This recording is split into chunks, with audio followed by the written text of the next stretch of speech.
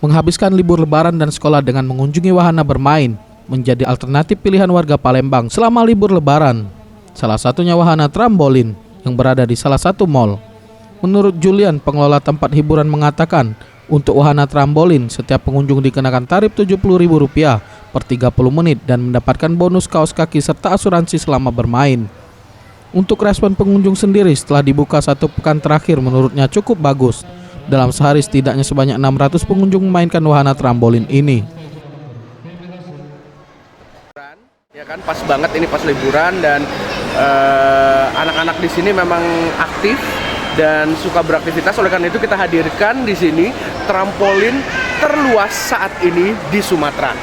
Kurang lebih mungkin sekitar 600-an.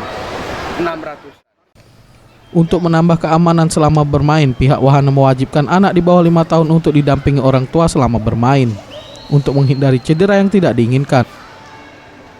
Tim Liputan Sriwijaya TV.